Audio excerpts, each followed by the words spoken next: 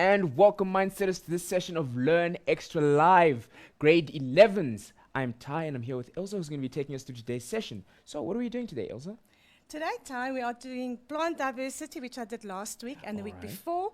But today we're going to focus on the spermatophytes, Okay. which is basically the pine tree and the flower plants. All right. Okay. Yes. So I'm excited Super. because I'm seeing there's a whole lot of foliage and amazing plant stuff on that side of the room. But anyway, Mindsetters, while Ilza makes her way across, I'm going to tell you that you need by now you know the drill. You guys need to get on the pages www.facebook.com/learn extra. Make sure you guys get your posts in. Let me know what you guys are thinking. If you're lost anywhere, if you need help, make sure you get those posts to me so I can get them to Ilza who can help you guys out. But on that note, I'm personally very excited because we're doing something a little different today. But on that note, I'm going to hand over to Ilza. Ilza, take it away.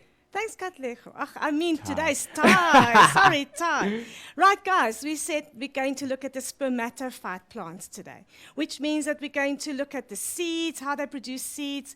Remember, we've done the bryophytes, we've done the pteridophytes, we've done moss, all those plants which did not produce seeds. So now we're doing the seed plants. All right. So let's start with this exciting.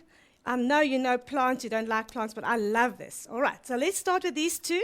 This is the angiosperm plant, and this is the gymnosperm plant. Now, what is the difference? I'm going to do the differences first. Right.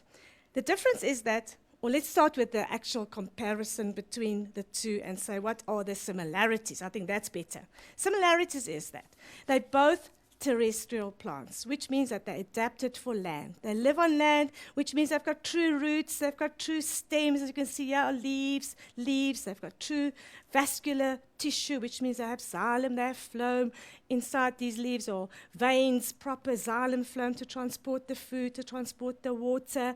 So they are true terrestrial, which means that they're adapted for land. Now, let's start with the pine tree. Now, if you look at the pine tree, the leaves are very much different to the actual flowering plants. They're needle-like, which means they're long and thin, and they have got a thick cuticle. Now, whenever snows land on these leaves, as we saw all the snow yesterday, the snow will actually fall right through these leaves, which means that these plants can actually grow in very, very cold conditions. They can grow in very, very hot conditions. So the pine tree is very, very well adapted to live in various environments. All right. Now, the cones. These two cones are different. As you can see, this is a female cone, and these are little male cones. Now, these male cones only appear this time of the year. So I was quite lucky to find these male cones on the tree this time of the year. Now, you would say, why are there only male cones this time of the year? Now, as you know, it's a very windy season. So what happens is that these male cones will produce pollen. And this pollen relies on the wind to be distributed. So the wind is going to take this pollen to the female cone where fertilization will take place. So the pine tree relies on wind pollination, whereas the angiosperm plant will rely on insects and wind and water, but mainly insects like bees and flies and so on. All right, now, I'm going to try and do a summary of the fertilization process, okay? So what's going to happen inside these tiny little male cones, as you can see, there's a cluster of them. So one little one, oopsie, all right, inside, we're going to have now the pollen that's going to be produced. So the pollen represents the male sex cell. So if you can see, if I can get that yellow powder.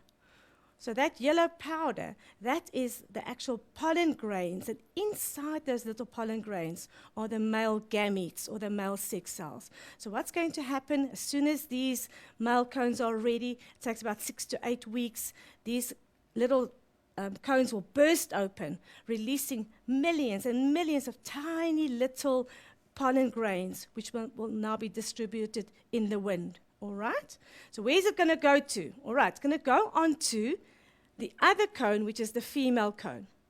Now, females are much more complicated, as we know. So we have got different kinds or different stages of female cones. Now, as you can see here, all right, we've got two cones that look similar. They both female cones, but at different stages. So what's going to happen? The pollen is going to go into a smaller female cone where fertilization is going to take place. That little cone is going to grow bigger. It's going to take about 1 year, and then the cone is going to develop into this cone. So this is around about a second-year cone. So what's happening inside this cone now is that the little male pollen grains, or the male cells, are inside this cone. So what's happening inside here is fertilization. Now, once that's happened, it takes about another few months, another year, and then the seeds will form. And then what's going to happen is that these little scales is going to open up. And if you look at this cone now, all right, this is around about a third-year female cone. The scales are open. And what's come out of here are the seeds. And these seeds have got little wings, and they are dispersed in the wind as well. So another feature of these pine trees is that they are dependent on wind, both for pollination as well as for seed dispersal. So that also makes them very much a terrestrial plant and well adapted for terrestrial life. Right, if we look at the actual angiosperm, now what is a big difference between an angio and a gymnosperm is that the seeds of, let's just get this flower maybe, all right? The big difference between these two now is that this is called gymnospermae, all right? So that means that inside are seeds, but those seeds are naked or uncovered. So if you look inside there, right, the seeds is going to lie open, and it's not covered by anything. It's not covered by a fruit. It's not covered by an ovary. So we call this naked or uncovered seeds. All right? Whereas, if we're going to look at the flower, the seeds are produced inside the flower, and we're going to dissect this flower a bit later on, but the seeds are covered by an ovary. So inside there you can see the ovary. Now that ovary is going to develop into this fruit. Yes, and inside the fruit now we have the seeds. So what's an angiosperm plant is that they form flowers, all right, and they form fruit. So the seeds are inside the ovary, inside the seed, and that's known as covered seeds, which is covered by a fruit. So that's one of the biggest differences between the gymno and the angiosperm, is that uncovered seeds in the pine or in the gymnosperm and covered seeds in the angiosperm. All right, so that is the big differences between these two group of plants. Right, we're going to do the detail of the fertilization process, and I think maybe I should, before I get to the detail, just also explain to you about the sporophyte and the, yes, can you remember, the sporophyte and the, yeah, gametophyte generations. All right, so what is the sporophyte generation? Okay, this is the sporophyte generation. And the angiosperm plant, as it's there, that is the sporophyte generation. So they are the dominant generations. The dominant generations. Think about the moss. All right, the moss, we had the gametophyte generation being the dominant generation. Here we have the sporophyte generations being the dominant generations. So what they produce are spores. Now, we're going to look at the detail of that also later on, but they produce inside of these cones little microspores, which will be the pollen grains, and inside there we're also going to have pollen grains, which are the microspores, and the megaspores, which are the female part. So there are spores produced in the sporophytes. Now, where is the gametophyte generation? You can't see it like this. Okay, so the gametophyte generation is right inside inside these cones and inside that little flower.